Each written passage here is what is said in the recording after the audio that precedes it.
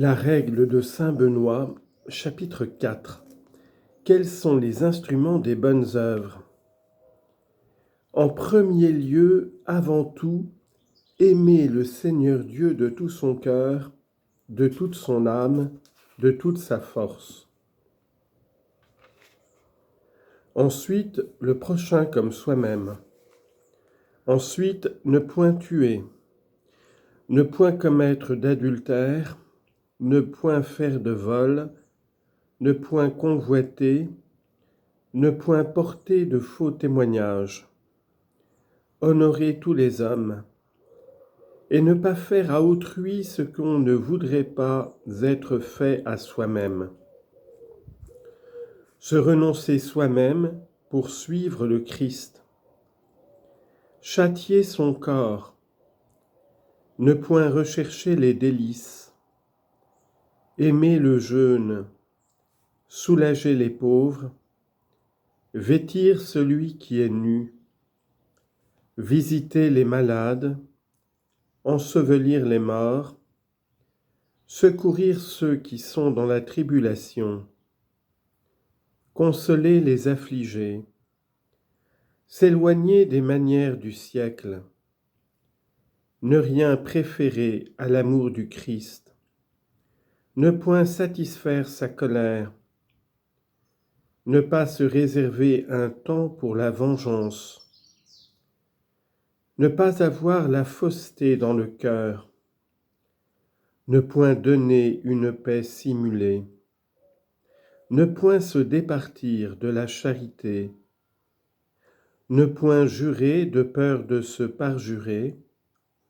dire la vérité de cœur comme de bouche, ne point rendre le mal pour le mal, ne faire injustice à personne, mais supporter patiemment celle qu'on nous fait. Aimer ses ennemis, ne point maudire ceux qui nous maudissent, mais plutôt bénir. Soutenir persécution pour la justice, ne pas être superbe, ni adonné au vin, ni grand mangeur, ni somnolent, ni paresseux, ni murmurateur, ni détracteur. Mettre en Dieu son espérance. Ce que l'on verra de bon en soi, le rapporter à Dieu, non à soi-même. Quant au mal, comprendre toujours qu'on l'a fait soi-même et le réputer sien. Craindre le jour du jugement. Avoir frayeur de l'enfer. Désirer la vie éternelle de toute l'ardeur de son âme. Avoir tous les jours la mort présente devant les yeux. Veiller à toute heure sur les actions de sa vie. En tout lieu tenir pour certain que Dieu nous voit. Quant aux pensées mauvaises qui adviennent à l'âme, les briser aussitôt contre le Christ et les manifester au Père spirituel.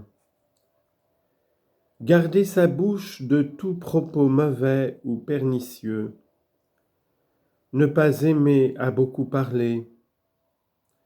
Ne pas dire de paroles vaines ou qui ne portent qu'à rire. Ne pas aimer le rire trop fréquent ou trop bruyant. Entendre volontiers les lectures saintes. Vaquer fréquemment à la prière. Confesser chaque jour à Dieu dans la prière, avec larmes et gémissements, ses fautes passées, en mettant d'ailleurs ses soins à se corriger du mal en lui-même. Ne pas accomplir les désirs de la chair, haïr sa volonté propre.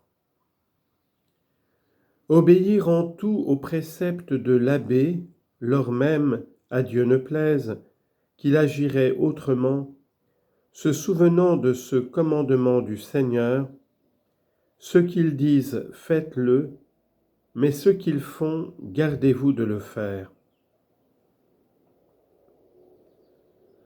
Ne pas vouloir être appelé saint avant de l'être, mais l'être d'abord, en sorte qu'on le dise avec plus de vérité. Accomplir chaque jour par ses œuvres les préceptes de Dieu.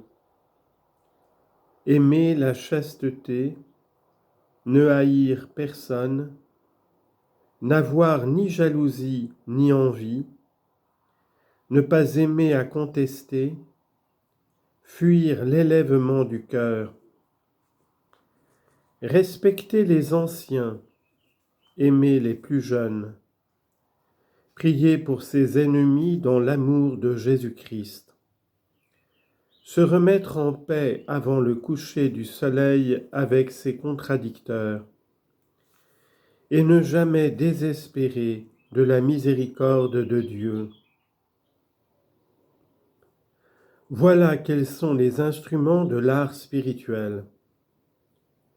Si nous en faisons un usage constant le jour et la nuit, et qu'au jour du jugement nous les représentons, notre récompense de la part du Seigneur sera celle qu'il a promise et dont il est écrit « Ni l'œil n'a vu, ni l'oreille n'a entendu, ni le cœur de l'homme n'a connu ce que Dieu a préparé pour ceux qui l'aiment. » 1 Corinthiens chapitre 2 verset 9. Or, l'atelier où nous devons travailler diligemment à l'aide de ces instruments, c'est le cloître du monastère avec la stabilité dans la communauté.